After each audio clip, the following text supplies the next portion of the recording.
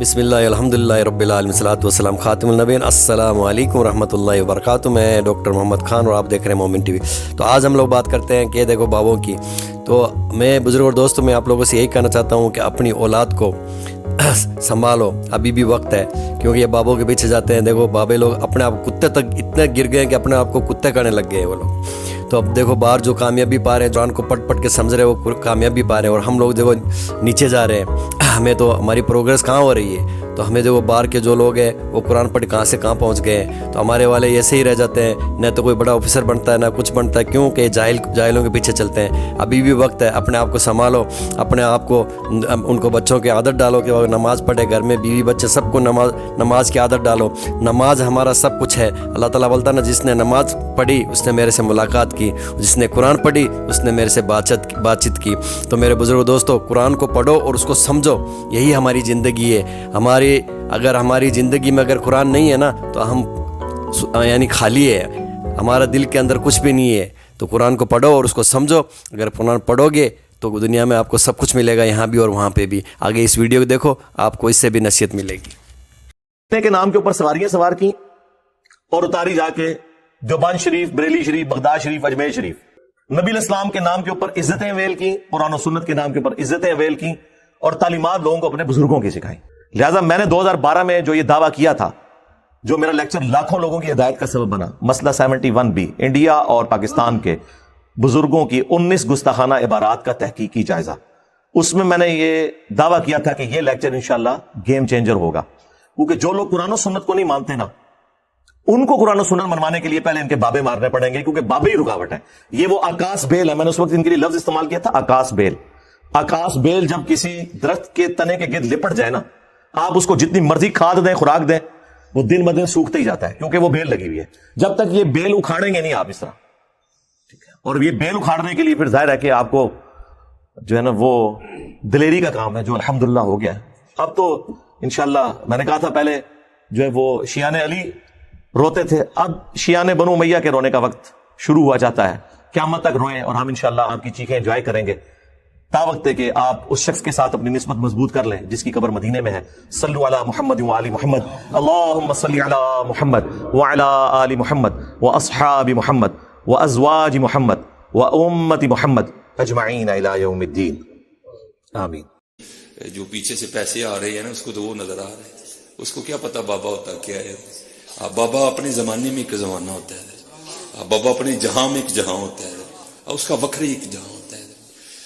یہ اس کو نہیں پتا، اور نہ اس کی باتوں میں آنا ہے۔ انشاءاللہ میرا ارادہ بن رہا ہے، کیونکہ اب وہ ہمارے بابوں کی طرف آ رہا ہے، اور ہم نہیں اپنے بابوں کی برداشت کر سکتے۔ منوس تجھے کیا پتا بابے ہوتے کیا ہیں، تجھے کیا پتا باجدید کہتے کس کو ہیں، تجھے کیا خبر جنید کس ہستی کا نام ہے۔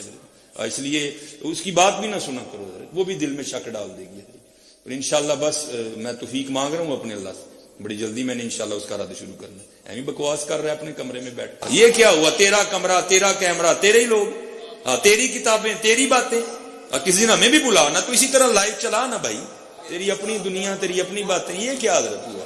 اس لیے میرے دوستو، آپ بھی تھوڑا آپ بھی دیکھو نا حضرت، وہ کیا بھائی، اگر وہ اتنا ہی حق پہ ہے تو کیوں ڈرتا ہے؟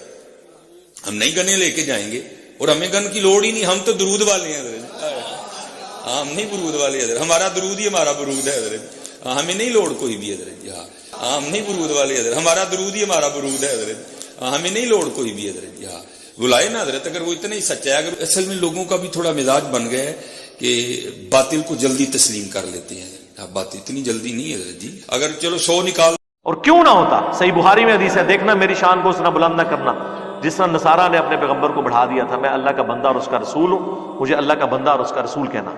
بخاری مسلم دونوں میں حدیث ہے، عائشہ کہتی ہیں نبی الاسلام کے وفات کے دن چل رہے تھے، آپ تکلیف کی وجہ سے بار بار اپنی چادر اپنے چہرے سے ہٹاتے، اور آپ صلی اللہ علیہ وآلہ وسلم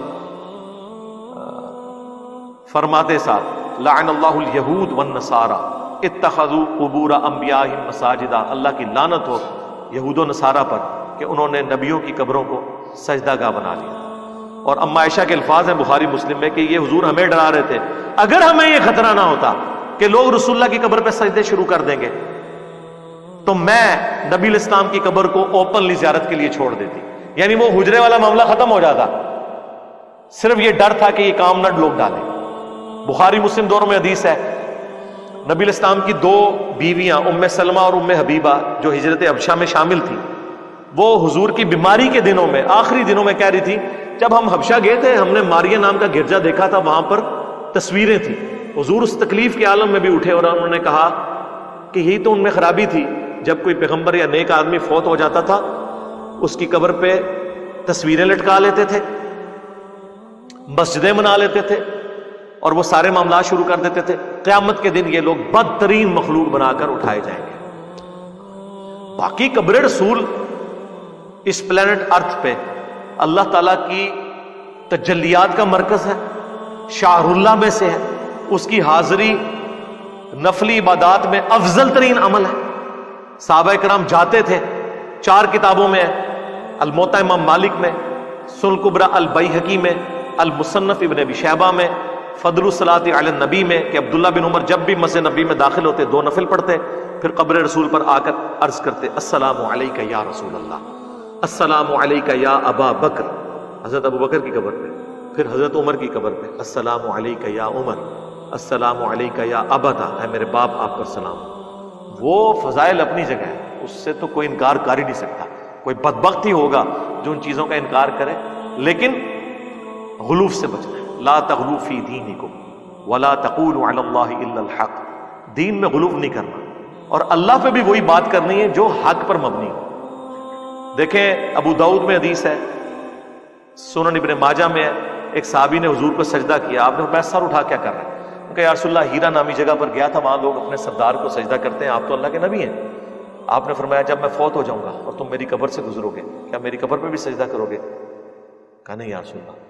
تو فرمایا پھر مجھے کیوں سجدہ کر رہے ہو؟ اگر میں سجدہ جائز سمجھتا تو بیویوں سے کہتا کہ اپنے خامدوں کو سجدہ کریں اس حق کے سبب جو اللہ نے ان کو دیا۔ اب انہوں نے نہیں آگے سے کہا یا رسول اللہ میں تو عشق میں کر رہا ہوں، عشق دے چلے نمبر لے گئے، اور اس سے بڑھ کر حضرت آدم کو بھی تو فرشتوں نے کیا تھا، ہم آپ کو کیوں نہ کریں؟ لاجکس تو بناتے ہیں نا، اس طریقے سے کورالریز بناتے ہیں، خصوصاً آپ بریلویوں کو دیکھیں گے، اہل تشیع کو دیکھیں گے، وہ کیسی کورالریز بناتے ہیں، جی ادھر یہ ہو گیا تھا ادھر کیوں نہیں ہو گیا؟ اس طرح آپ کریں گے تو کل کو آپ نبی علیہ السلام کے والد کا بھی انکار کر دیں گے کہ چونکہ حضرت عیسیٰ بغیر باپ کے پیدا ہوئے تھے اور یہ حضرت عیسیٰ کی بہت بڑی فضیلت اور معجزہ قرآن میں رپورٹ ہوا ہے، ہم بھی اپنے نبی کے والد کے ہونے کا انکار کر دیں گے؟ نہیں یار، خدا کے لیے رسول اللہ کی فضیلت سب سے بڑی یہی ہے کہ آپ خاتم النبیین ہیں، ہاں اس کے بعد کسی اور فضیلت کی ضرورت ہی نہیں ہے۔ یہ اتنی بڑی فضیلت ہے کہ اس فضیلت کی برکت سے امت کو یہ کام ٹرانسفر ہو گیا۔ کنتم خیر امت اخرجت للناس تأمرون بالمعروف وتنہون عن المنکر وتؤمنون باللہ۔ تو بات کہاں سے کہاں چلی گئی؟ نبی علیہ السلام کے حوالے سے چونکہ ڈسکشن تھی اس لیے میں نے اب ربیع الاول کا تقاضا ہے میں اس پہ بولا۔ نہ میں وہابی نہ میں بابی، میں ہوں مسلم علمی کتابی، نہ میں وہابی نہ میں بابی، میں ہوں مسلم علمی کتابی۔